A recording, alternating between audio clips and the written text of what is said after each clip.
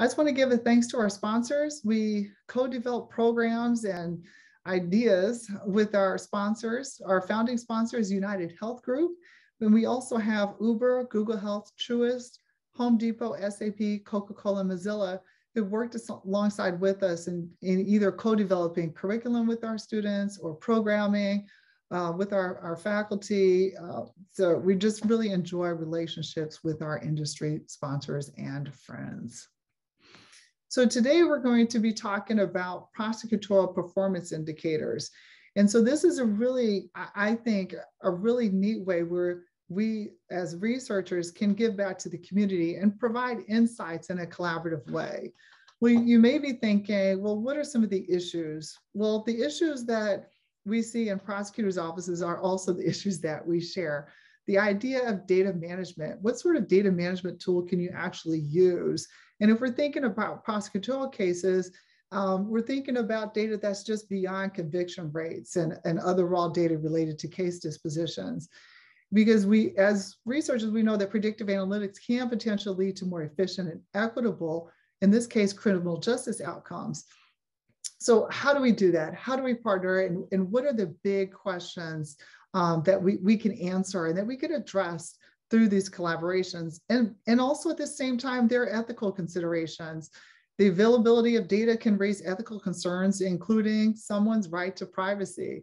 So when we enter this space, we enter it with we enter with humbleness to understand really what is needed, not only in the community, in the prosecutor's office, what is needed on all fronts, and how can we bring equitable solutions that data science can bring. So we're really excited about forging a mutually beneficial collaboration. And like I said, on June 9th, we are going to have a follow-up workshop where we're going to have researchers come and create projects, research projects in ways that they can develop data analysis to help prosecutors make sense of trends or patterns that emerge from, let's say, criminal cases, and provide useful feedback on how prosecutorial actions or practices affect specific outcomes. Because really it's about what can we add, how can we add value to this really important topic. So I'm super excited, and I even received a call somebody yesterday saying that this topic was a godsend. So we're really thankful for the community and providing this as a venue. So today we have actually 3 speakers, and one of them is, Dr. Besiki Luka Kutateladze, he told me I was going to mess up his name, I apologize, is the Associate Director for Prosecution and Courts in the Center for the Administration of Justice. He's also an associate professor in the Department of Criminology and Criminal Justice. He specializes in performance indicators and prosecutorial discretion. He's currently managing 3 large projects funded by the National Institute of Justice, the MacArthur Foundation, and the Cook Foundation. His research has been published in journals such as Criminology, Justice Quarterly, Crime and Delinquency, Cardozo Law Review, and among others. And in 2019, he was FIU's, Florida International University's top scholar for research by the provost. So as prior to his appointment at FIU, he was the founding research director at the Institute for State and Local Governance at the City University of New York, otherwise known as CUNY. Before that, he served as a research director for the Prosecution and Racial Justice Program of the Vera Institute of Justice. And from 2008 to 2013, he played a crucial role in the development of the United Nations Rule of Law indicators in their field testing in Haiti and Liberia. So he's taught a number of courses on comparative criminal justice and statistics, and has conducted research on criminal procedure. So we're really happy to have Besiki with us here today. Also joined with him is his colleague, Melba Pearson. She's an attorney specializing in civil rights and criminal law with an emphasis on policy. She's the Director of Policy and Programs for Florida International University Center for the Administration of Justice, as well as Senior Fellow Faculty in the Department of Criminology and Criminal Justice. Her work centers on the expansions of the use of prosecutorial performance indicators for more transparency, equity, and racial justice in the criminal justice system. So before joining Florida International University, Pearson spent 3 years as deputy director of the ACLU of Florida, where she worked to change police practices, expand voting rights, we need that in Georgia, and reform the criminal justice system. Previously, she was the assistant state attorney in Miami-Dade County for 16 years, culminating as assistant chief in the career criminal robbery unit, supervising junior attorneys while prosecuting homicides. So Melba Pearson, great to have you here. We also have George Jenkins with us here today. He's a seasoned trial attorney with more than 20 years of criminal litigation experience and a record of excellence in both trial and appellate advocacy. He is a graduate of the Ohio State University College of Law, and he also has obtained his Bachelor of Arts cum laude in political science with Department of Honors from Morehouse College, class of '92. So yes, he is a Morehouse man. He has extensive experience handling complex felony cases and high-profile matters in Georgia's busiest and most demanding courtrooms as a prosecutor. He has been admitted to practice law in both the state of Georgia and Ohio. Before joining District Attorney Fannie Willis's administration, he was a senior attorney with the Fulton County District Attorney's Office in Atlanta, Georgia. As a senior attorney for 15 years, he has represented Georgia State in all capital felony crimes, specializing in high-end drug trafficking and arson cases. He was co-lead on the high-profile 2019 Beza Ellaby I-85 bridge collapse fire case. Oh, I remember that. So in 2018, he was recognized for his trial skills when he received the Trial Court Attorney of the Year Award in Fulton County District Attorney's Office, and also as an active member at the Atlanta Bar Association. We're really happy to welcome you back, George Jenkins, to the AUC, to your home here. And we really look forward to a really exciting panel. And as the panelists are speaking, if you have questions, feel free to put them in the Q&A. And with that, I'm going to turn it over to Besiki.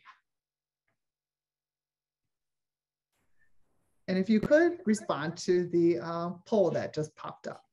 Besiki, Melba? Hello, everyone. My name is Besiki Kutateladze. It's my absolute pleasure to be here. Dr. Washington, I'm so impressed by the amount and quality of work you do and opportunities you give to students around building data capacity, especially connecting data to good governance and quality of life and quality of outcomes. We are beyond thrilled to be building the partnership with AUC and to be working with you and Bettina very closely moving forward.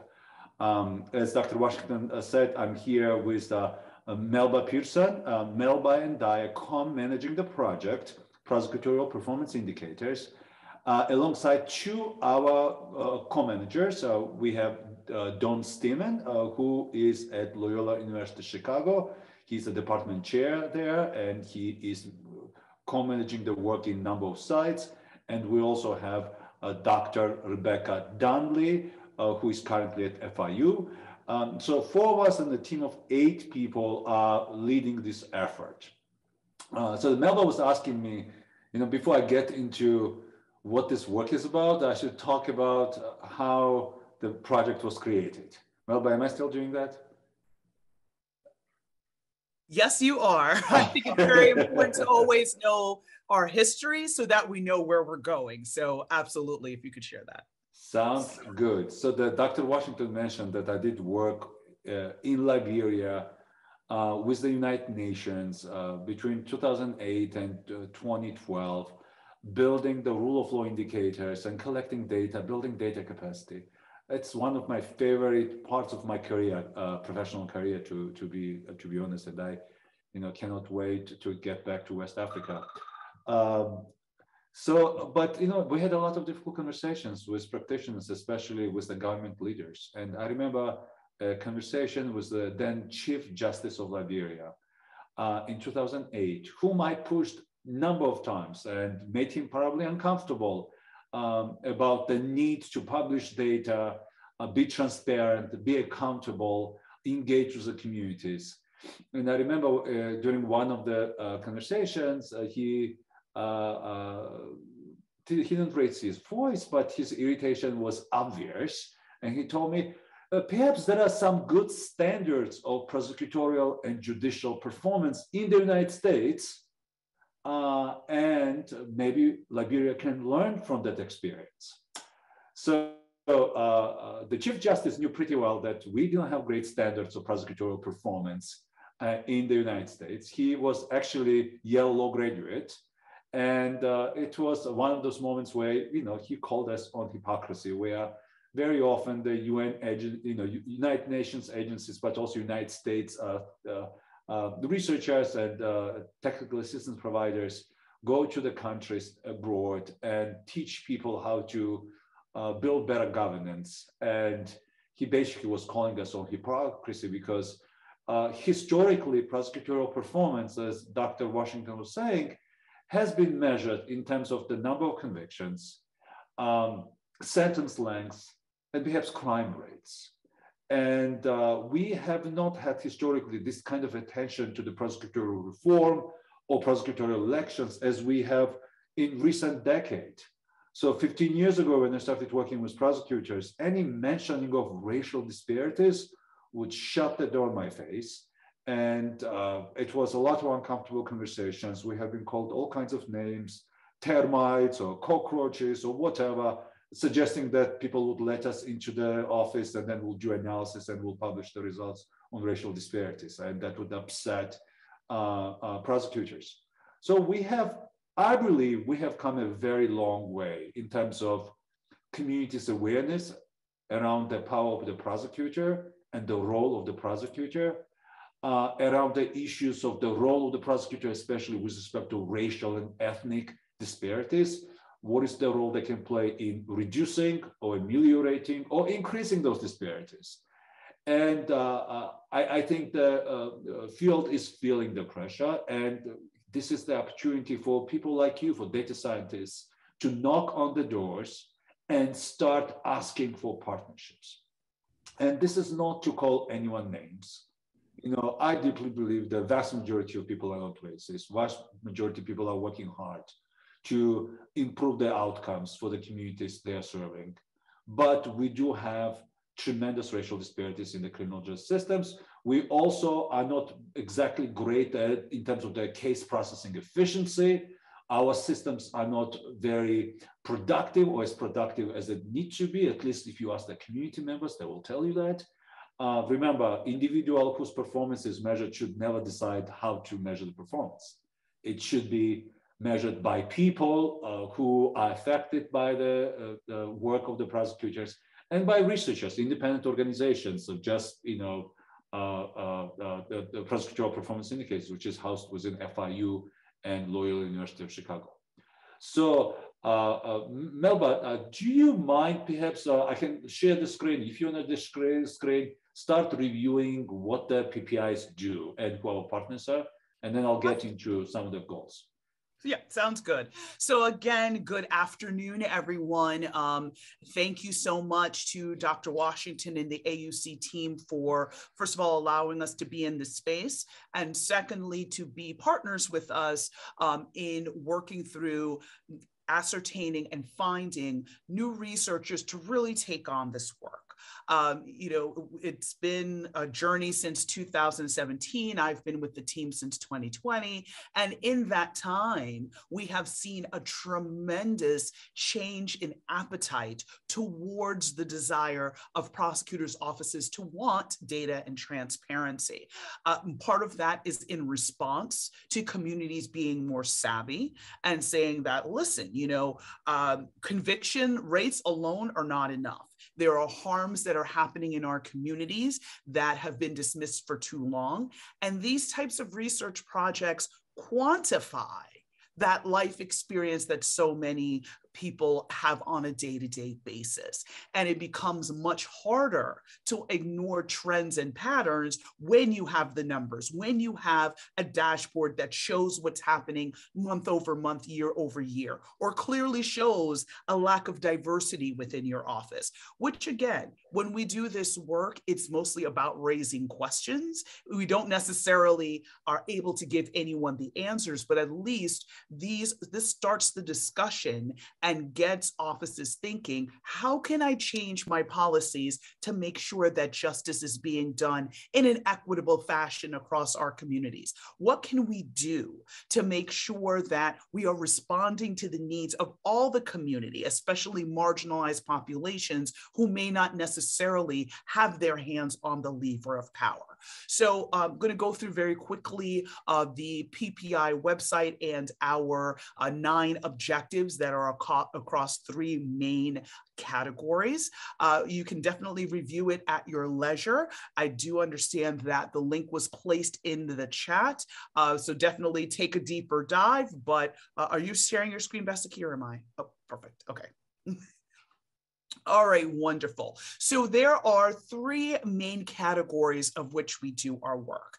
Is around capacity and efficiency, and that is speaking more to the internal workings of the office, whether or not there's enough staff, or is there enough staff to be able to handle the cases, or are folks overloaded? Are there enough paralegals and legal assistants and other administrative folks to be able to support prosecutors in their work so that they can focus on getting back to survivors of crime and making sure that they've got all the evidence, or if they've turned over all of the evidence that they're supposed to, right? So those are some of the things we're thinking about there under capacity and efficiency. And then under that bucket, the last one is that timeliness to case processing. So, the ABA has a very clear recommendation as to how long a case should last within the system. Where does the office fall on that scale? Is it, I'm a former prosecutor, was in Miami, and the average, unfortunately, to see a case go to trial is 2 to 3 years. That is way past the ABA standard of about 90 days. So these are some of the things that we seek to explore there. And then under the second category, we're looking at community safety and well-being. This is where we're looking at, addressing serious crime. We're looking at recidivism rates. We're looking at, whether or not people are escalating in the way that they're offending. So they get arrested for a misdemeanor. Do they come back? And if they come back, do they come back now with a felony? Or, how does that look? We're looking at patterns of victimization to make sure that, survivors are being treated equally across all zip codes. So it's not that if you live in a more privileged side of town, your case is going to be handled differently, or you may get a different outcome as opposed to somebody that lives in a more under-resourced area. We look at victimization of children. And again, I'm just kind of touching on some of them. We have a total of 55 different indicators that we use to measure an office's performance and their responsiveness to the community. Most offices don't pick all 55 because, for a number of reasons, certain things may not apply to the cultural norms of that jurisdiction. They may not handle cases in a certain way, or they just simply do not have that data because their case management system is not able to capture it. So then, we're looking at that. And then the last aspect, has to do with ethics. This is where we're looking at fairness and justice. Again, looking at racial disparities, making sure that sentences are not overly excessive or punitive, and also ethics and integrity from the standpoint of conviction integrity units, and making sure that you are, as a prosecutor, turning over all the evidence that is required by law to the defense attorney so that they can make adequate decisions for their clients. We are proud to have a number of partners that we have been working with over the course of the last few years. We started with 4 pilot sites, including Cook County, Chicago, Milwaukee, Tampa, and Jacksonville, both of the latter being in Florida. Now we have expanded, and we have been working with the Philadelphia District Attorney's Office, the Solicitor's Office in the 9th Circuit, which is Charleston, South Carolina. We have 2 new offices in Florida, both Broward County and Orange. So Broward County, known as Fort Lauderdale, Orange, Osceola County, which is Orlando, the home of Disney. Also the Lake County State's Attorney's Office in Illinois, Portland State's District Attorney's Office, also known as Multnomah County. We also have Montgomery County in Maryland and 2 other jurisdictions in California. So with all of this being said, we've been doing a number of presentations, and all of these offices have been really enjoying, well, I wouldn't say, well, let me rephrase that. Because sometimes we push them a little hard, right? Sometimes they're not there, or there might be resistant to certain types of change, as we all are as humans, right? So sometimes we end up having very awkward discussions. But generally, the offices have had a positive experience and have been telling others, which has placed us in a situation where we have so much demand and not enough person power. So this is where you come in, and we're very excited to have this session in June where we can dive a little deeper into these issues, talk through how to put together these research projects, finding the ideal partner for you, and really helping to develop capacity around doing this data and transparency work, especially with many of your universities being anchors in the community and having your finger on the pulse of the community to engage their concerns and make sure those concerns are heard. I'll add 2 more sentences, if I may. Melba, this was great. Thank you for that. I just want to clarify here, not clarify, but just mention that we are building the dashboards, public-facing dashboards, where we are tracking the performance along those 55 indicators over time on a monthly, quarterly, and yearly basis. This is not a tool to compare one office to another, to point finger to one office being better than the other, because those conversations are not going to take us to the point where we want to see meaningful change. We also work very hard to build data culture, and this is where something that you may relate to. We as academics and data scientists, we're very good with data, but it is a very different skill from going into prosecutorial offices and telling the lawyers that they need to start paying attention to data. Lawyers who are trained and who have been awarded for thinking about individual cases. They have very much micro level thinking around performance, and they think if they make the best possible decision on every unique case, overall impact will be positive. So we're saying that's not enough. We need to do the best job possible on individual cases, but we also need to pay attention to trends to see whether unique case level decision making gets us the most positive outcome. And this, to make it even more complicated, we are working with them very closely to analyze data, to look at racial and ethnic disparities at every point of case processing, from filing, dismissal, diversion, pretrial detention, bail release, plea offer, conviction, the sentence lengths. And we're trying to account for various factors such as charge severity or prior record perhaps, to see whether Black and Hispanic defendants are disadvantaged, or Black and Hispanic victims are disadvantaged as compared to similarly situated white victims. So that is quite challenging, something that I would like to explore further at some point with you. Back to you, Dr. Washington. Thank you both so much, because as we know, data has been a primary tool for criminal justice decision making. So it's very important that we are good stewards and also work collaboratively. So George Jenkins, what thoughts do you have? First of all, thank you all for being here. Dr. Washington, thank you for reaching out to me in my office here in Atlanta, Georgia, and all the participants on this panel. It is a pleasure to be here, and hopefully I can provide some information to you guys. Having the opportunity to review this data program, which you guys have been doing for about 5 to 6 years here, it's very impressive, number one, and then two. And as people know, I mean, the days of old are done pretty much, and there is so much data and metrics that are applied to what we do daily here in this office, and essentially for transparency reasons. As a matter of fact, Madam D. Fani Willis ran in the election in 2020 in the fact that, hey, the community wants us to be accountable.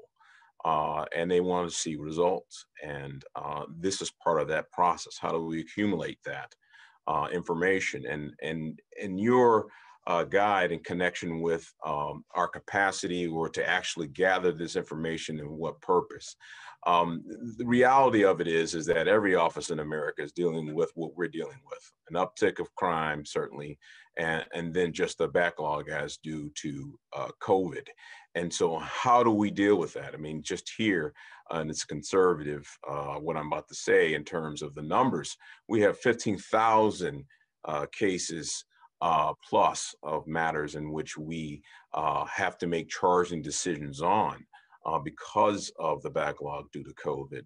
And, you know, what is the program? How are we going to process those cases? How fast are we going to do that? We need to look at data to do so. Our rates of declination, what does that mean? The decision we're going to make to not prosecute certain cases. We want to make sure that we review for those cases that the recidivist levels are low, and in which we can make some hard choices. We're going to have to, because the resources that we have to be smart, efficient. The community expects that from us, and we want to show that, and that's our interest here in using the data that we have. And so it's not an easy thing, I can tell you that. And also, data would help us in terms of, certainly here in Fulton and other jurisdictions here in Georgia, making sure that our data here in the office and that of the Superior Court that we work with is accurate and congruent. Many times it is not, and to the detriment of folks who have been charged in the past, but have done their, how would you say, time in society, or whatever it may be, and their information is not correct. And because many times the information, it's just not accurate and not properly shared between agencies. And so that's something we're also interested in looking for and to improve. And quite frankly, you know, a lot of the what happened in terms of some of the civil unrest of 2020 and police officers and agencies, law enforcement, and in terms of their reimagining their role in society and that with the community and the relationship.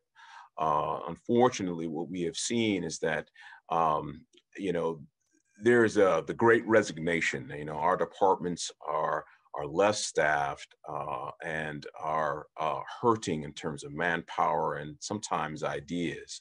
And so what we want to help do with us and our partnerships is to get that information that's necessary from the community, form our records here so we can, how would you say, provide a product to the community that encourages safety, but is smart and efficient in doing so. And that in terms of what, you know, looking at cases in which there may be issues from certain parts of the neighborhoods or our community or the county, specifying and allocating certain resources that we have to, how would you say, be more surgical and respectful as law enforcement uses their sources and resources to the community here. So they can just, not in a broad sense, but in the surgical sense, respond to what's going on. Because what's happening, and this is the truth of it, when there's how would you say, this period in which people are reflecting on their jobs and their roles in society, the community, and law enforcement, it provides an opportunity for those who have another agenda, and I would say organized crime groups that are affecting our community. And that means the trafficking in certain offenses, say, for instance, like weapons, firearms, drug trafficking, certainly, human trafficking, those offenses that affect the community very much here in Fulton County and across the country. And so how do we combat that? And I think data research can help us in that process. And so we can address those issues in a way that shows the community what we're doing so they can understand it. And I know that there's a concept and what we talked about, and I fully believe it, is that, hey, you know, before we can even discuss, although we will discuss, because it's implicit in what we do here in Fulton County is equity, we got to have order. And, you know, how do we address it and keep everyone safe? And they understand the process at the same time. It's not easy, but we need all the help we can get. And so we appreciate this. And you know, when we can do it with a relationship we have with the AUC of close to my heart, certainly, but with the talented researchers over there, professors and students, I couldn't think of a better collaboration that we could have in connection with such and our goals here with prosecutor performance. Because at the end of the day, people want to see the best bargain for their dollar, and implicit in that is, are you being efficient? Are you being fair? And are you doing your job?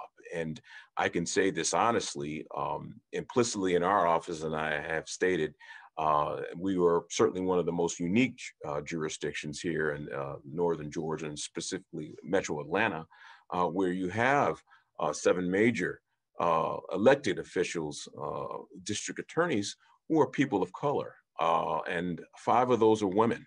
And so implicit in our office, in terms of the lens in which we have analyzed our cases, and the transition to data, numbers, and metrics. I mean, that's something that it is new to us, and then the profession, to be honest with you.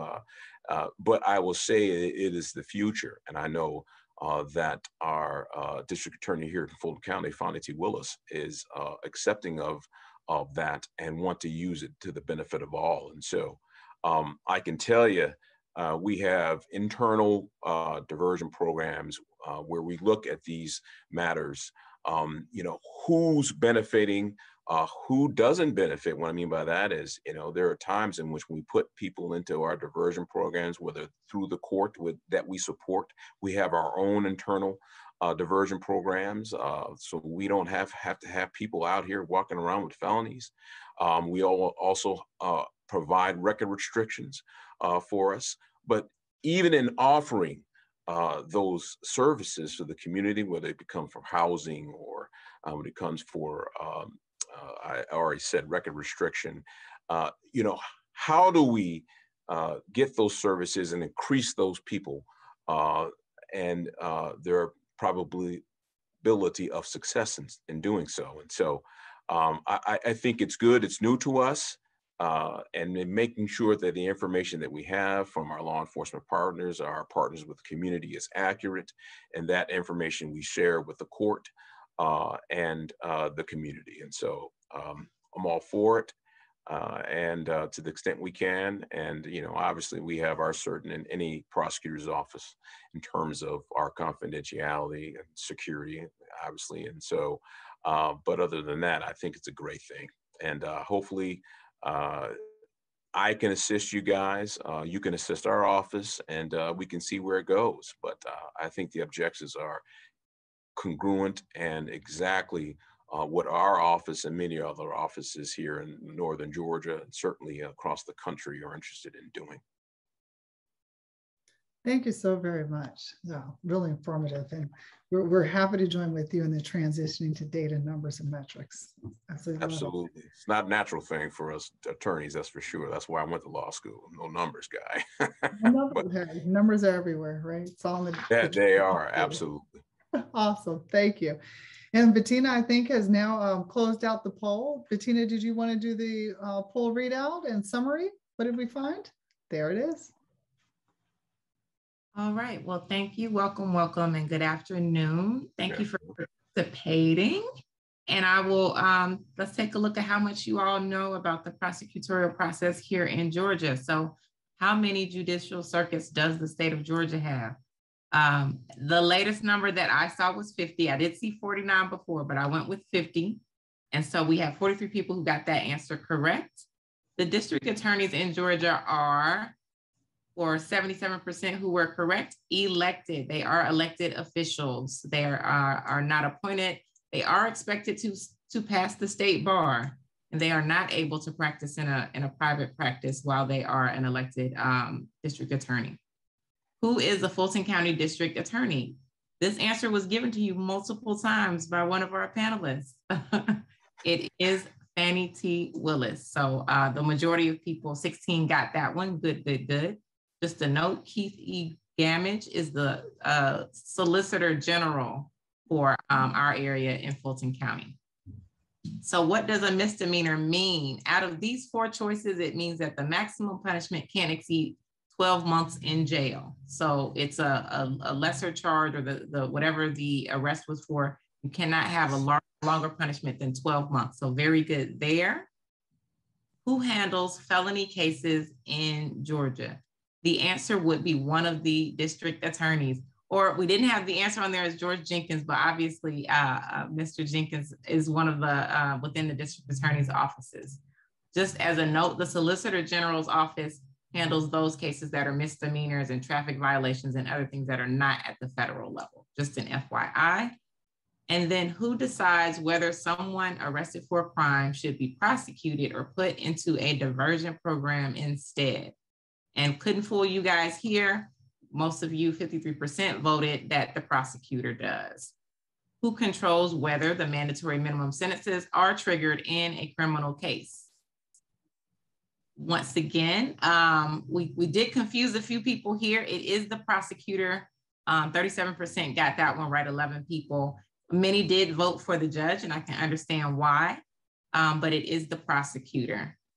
Who decides if bail will be set and how much it will cost? Once again, it is the prosecutor, so we can see how much power they have in the criminal justice system in terms of what the outcomes may be. And then our last question, the prosecutor in a case can be, and you could pick any of these 4 or all of these 4, and the answer actually is for the state of Georgia, they can be any of these things. A prosecutor can be a solicitor general doing misdemeanor trials, cases. They can be a district attorney doing felony cases. They can be part-time in some of the smaller counties or counties more on the outskirts of Georgia. They can be working part-time for their district and area. And they also are the ones who are able to decide whether kids who've been arrested should be charged as juveniles or as adults. So thank you all so very much for participating. And I think we all learned a lot. I know I did in researching these questions to put them up. And I'm sure if any of my answers were incorrect, our panelists will jump in with clarification. And I'd like to just remind you, if you have questions, to go ahead and use the Q&A button at the bottom of your Zoom to drop in some questions so our panelists can start the Q&A session. Thanks so much. Thank you so much, Bettina Gardner. She's the amazing administrative director that makes all things go here in the Data Science Initiative. That was really great. So I'm gonna field some of these questions here. So someone asked, to what extent is data-based prosecutorial analysis associated with interdisciplinary efforts? For example, is this relevant in the application of law with respect to minority communities that are exposed to harmful ecological toxins? And also they asked, to what extent is data-based prosecutorial analysis associated with excessive caseload management in local prosecutorial offices in large areas? Who would like to tackle this? I can. So first off, starting with the question of the interdisciplinary aspect. There is some overlap with other areas, but our focus is very much on the operation of the prosecutor's office. However, when we do our work and if certain things come up through the data, or we do a lot of work with the community in the form of listening sessions, creating community advisory boards, and an issue may arise that intersects with the criminal justice system, even though it's something that the prosecutor may not have, the elected prosecutor may not have direct control over, they can use their power and their bully pulpit to help advocate for change in that arena. So that's why it's so important to be able to empower the community through the use of data and also allow them or enable them to be able to have their voice heard so that these issues can be hopefully addressed, probably not through the criminal justice system, but through another means. And with regards to caseloads, the indicators will definitely reveal what caseloads look like. And usually it's something that isn't a surprise to most of the offices because they generally know when their prosecutors are overworked. They just say, well, everybody's overworked and there's not much we can do.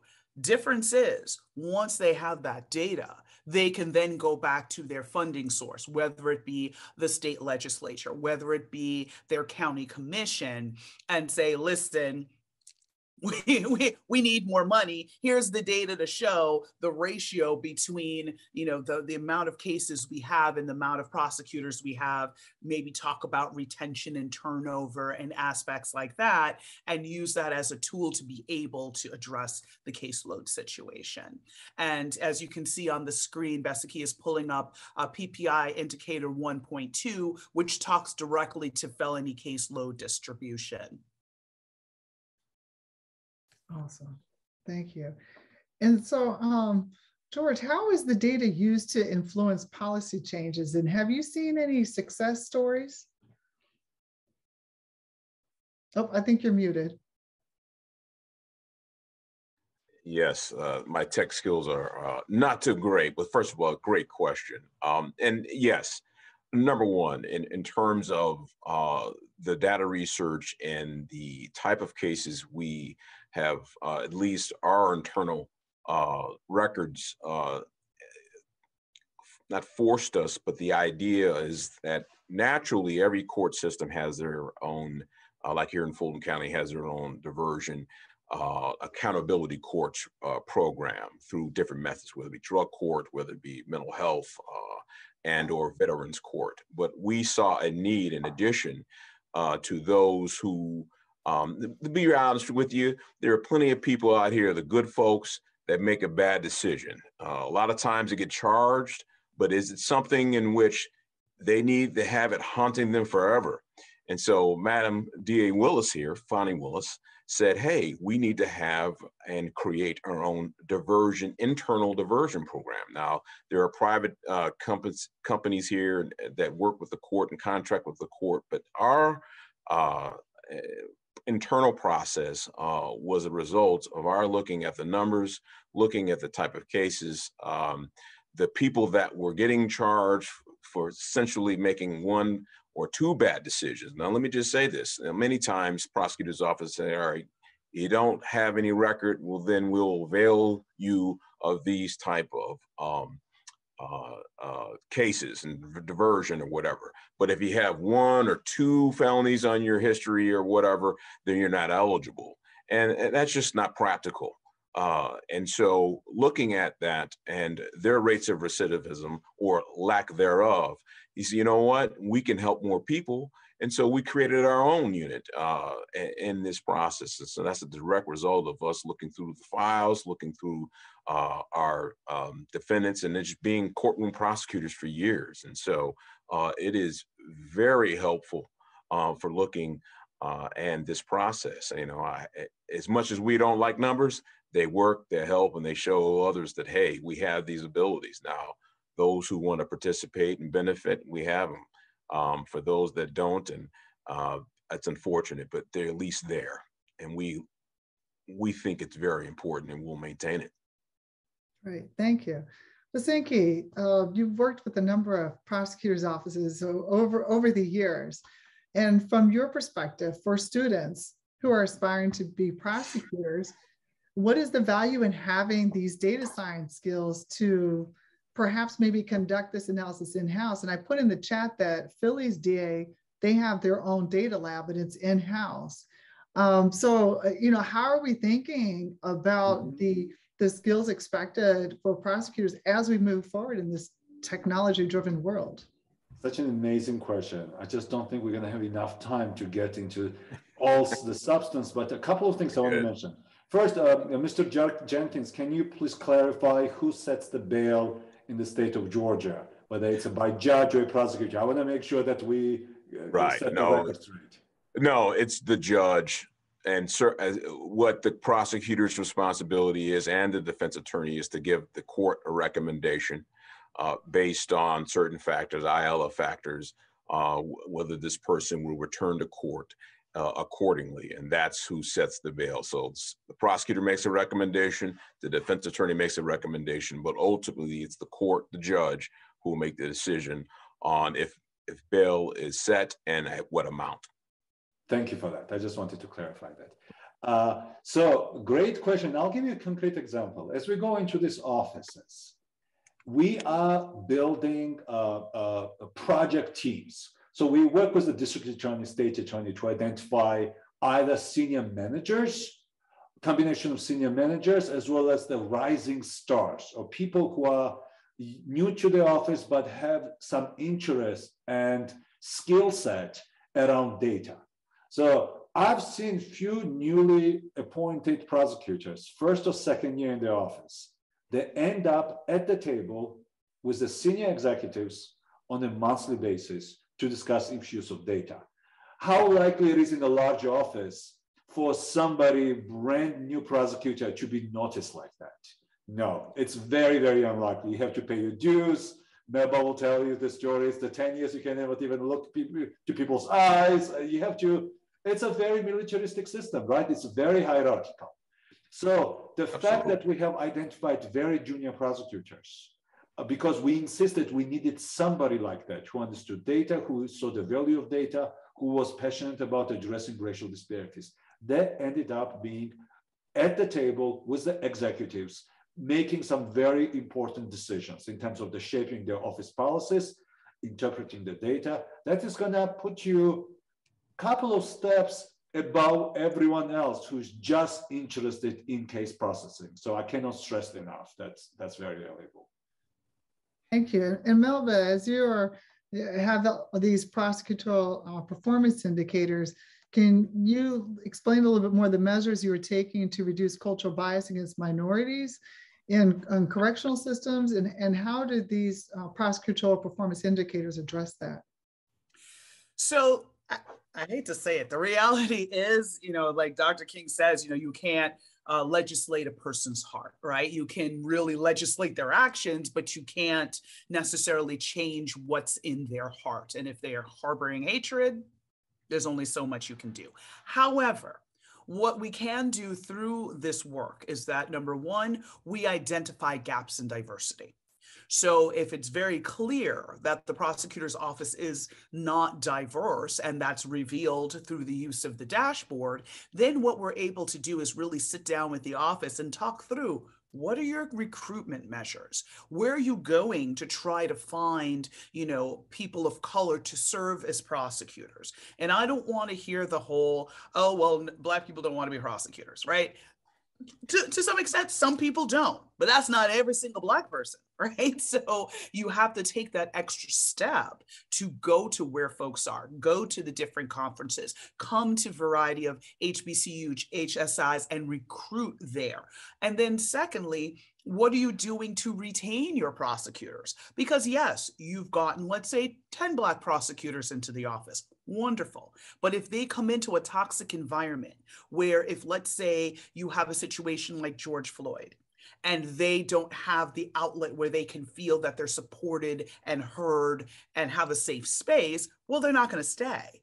Right? So it's about creating programming within the office to make sure that all prosecutors are supported, creating maybe affinity groups. There's a variety of ways to go about it. So that way, that's one way of tackling the implicit bias. Because listen, if the office is homogeneous, and I mean that in a pejorative way, if it's homogeneous, folks aren't interacting with people that don't look like them.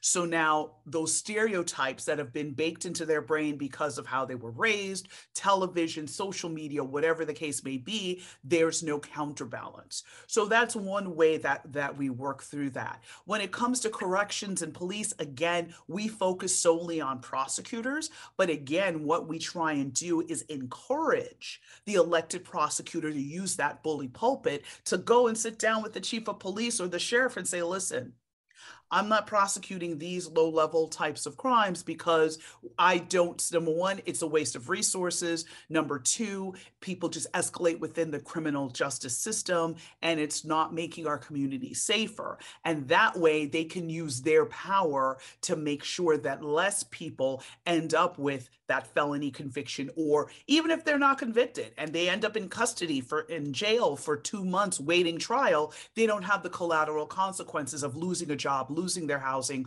losing their transportation, possibly losing their kids, right? So those are some of the ways that we work through that. Talisa, if I have a minute, I can give you a concrete example of where things change in terms of racial disparities. The power of data. So we did a systematic analysis of every decision point, for example, in a jurisdiction like Duval County, which is Jacksonville, which is not so far away from you, really. And we saw that the diversion decision was the area where disparities were the greatest. So the office worked, I'm sure this is the case in most jurisdictions. Let's be honest, we are not new to this game, and we see this. Diversion decisions are not equally benefiting communities of color. So to address the problem, the office has developed a diversion program that was more appropriate for the communities of color, where communities of color were more likely to complete it. For example, they introduced a diversion program called Keys to Drive, in which 85% of the participants were Black and Hispanic. So by completing that program, they are obviously benefiting from that because the cases get dismissed. So there is no easy solution here. And I'm not saying that all the problems stem from the racist prosecutor.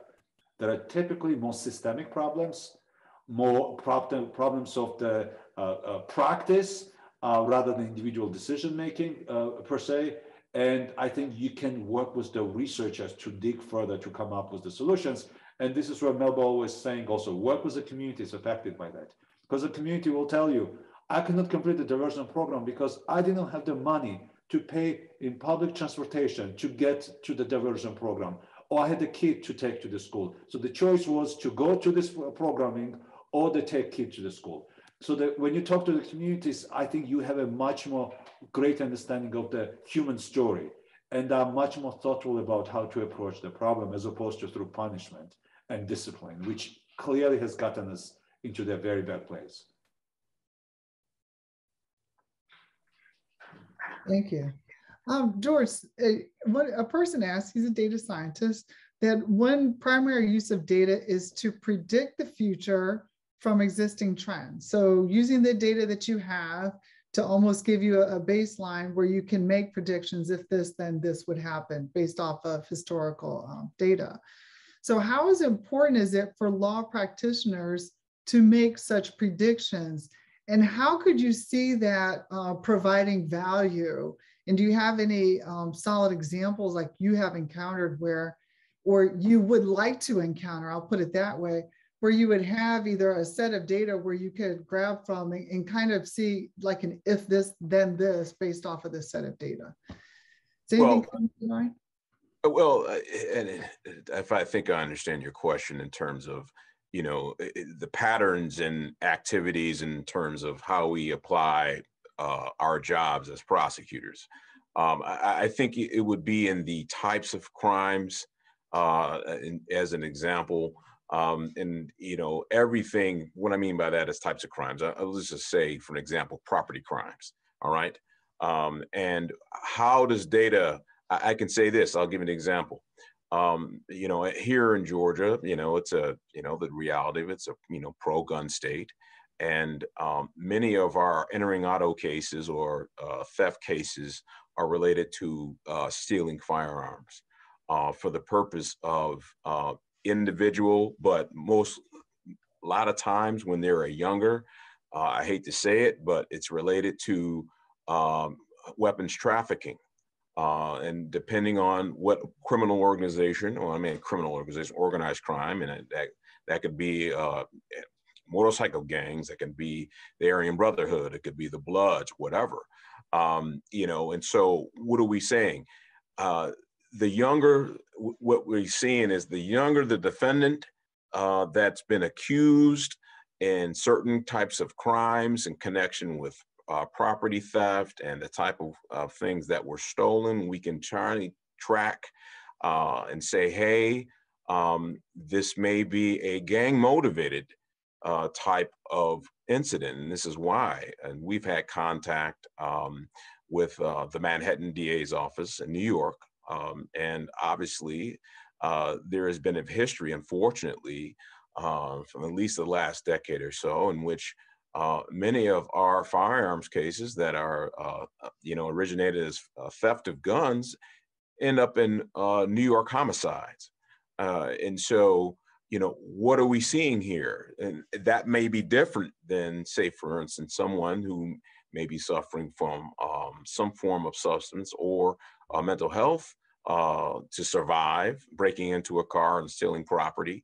But that person's 35 years old or younger sometimes, but we do have that. And so what is the predictability here? All right, well, if I have an older gentleman, I'm looking at handling that case differently than I'm looking at, unfortunately, what's going on with a younger person, who's really at stake, who's directing these people, and is this part of some of the issues that we need to tackle in terms of targeting the leaders of certain organizations.